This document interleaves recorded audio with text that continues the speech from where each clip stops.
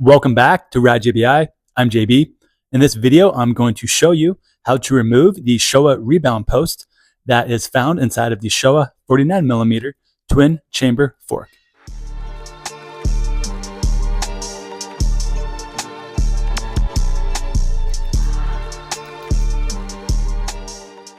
All right, for this, I have two Rebound posts laid out next to me. One is the CRF style, and what also was used on the KX 450 up until 2023. And then the other one is what you now find inside of the 2024 KX 450, 2025 KX 450, and 2025 KX 250. There's a slight difference in the geometry design of the part. One of them being a lot easier to remove because it has two flat sides. The one we're going to focus on today is the one that is just a round geometry, so you don't have any flat spots to clamp onto.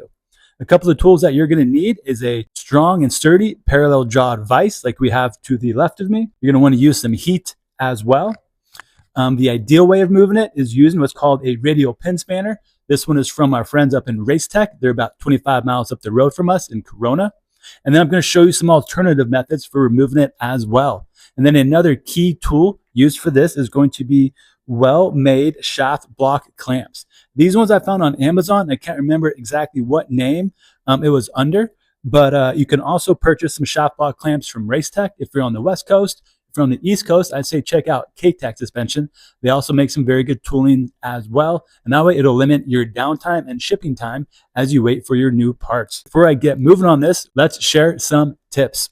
Now, we love oil. It is a great friction modifier for making things slippery, but we do not like oil when it comes to fixturing parts, especially round parts that we need to clamp, and we do not want them to spin, because if that part spins while we are applying a torque on it to remove our rebound post, it will most likely damage the coating and the cartridge rod. So now that we've covered that, without further ado, let's get going.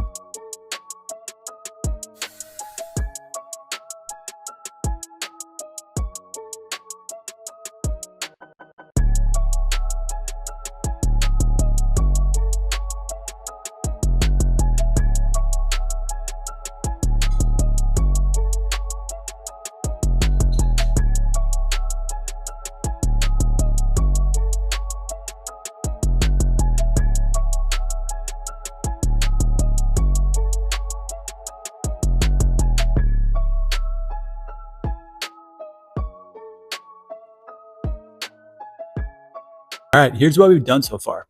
Is we took some contact cleaner on a clean rag and we wiped down the fork cartridge rod.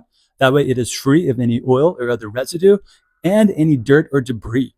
We also wiped down our shaft block clamps as well. Again, we don't want any oil, dirt, or debris, because if there is, when we go to clamp these, we're going to ingrain any dirt that may be in there, again, damaging the cartridge rod. So the main thing of this is we want to fixture it really well and tightly, so that way this rod does not spin when we go to get it off. The reason for that is, if you haven't tried this yet, you're going to find out it's torqued on there pretty well by Showa, which is a good thing. We don't want this coming apart while you're riding, but it's very important that we do a very good job with our setup to ensure the highest amount of success with removing this part with no damage to the rest of the components. So the best way to remove these is, again, the radial pin spanner wrench we have here. That's going to locate on the two holes that are opposite of each other. But there are some other ways we can take this off as well. And especially since you won't be using this part again, if you are replacing it, we can do some alternative methods. One of those is you can always use some trusty vice grips and really just clamp down on the outside of it. Or I was talking to a guy the other day and he had a very neat idea. He said, hey, can I grind down flat spots on both sides of these that's similar to this style? And that way I can put a wrench on that. And I was like, you know what, man? I like where your head's at and I like how you're thinking. You can definitely do that as well. Well, I'm not going to show you those methods. I wanted to share those methods with you because the way we're going to take it off is by using one of these. Oh, and there's also a bunch of these available on Amazon.com as well. But I think they're made from aluminum, where this is made out of steel. And I don't know if the aluminum would be up for the task for the amount of force that we're going to be applying to this tool to remove this. So our next step now is we're going to apply some heat. There we go, to this part. But before I do it, what I did is I sprayed some compressed air through the holes in the rebound post. That way, again, it gets out any oil that might be in the part. This is going to lower the chance of the part catching on fire and any smoking that'll happen during this time. So let's get to heating this up and removing it.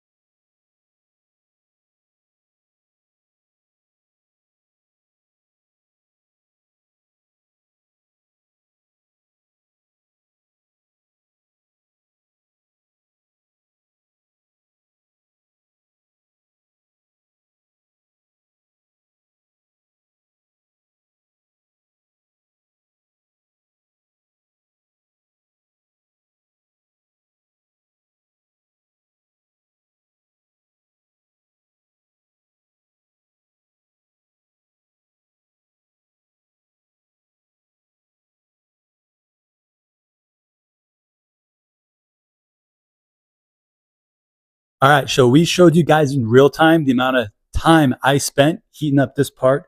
As you can see, I spent a fair amount of time. A key thing I try to do is keep the flame away from the bypass holes we have on the side of here. Reason being, there is a O-ring located further inside of this rod. I have yet to melt the O-ring, and trust me, I've gotten these things pretty hot. So as long as you stay away from those holes, you don't have to worry about that. And give yourself some time to let this part cool down. I still do this to this day. It's not common. Every once in a while, I heat something up and I immediately go grab it with my hand. So don't burn yourself. But I think now this has cooled down enough. We can take it off the rest of the way. Awesome. That exposes what we call our rebound needle. That's what gets adjusted when you adjust your rebound clicker. And now what you can do is clean up the rod, wipe off any leftover Loctite that might be on there, and oil, and you can prep it for reinstalling the new rebound piston post.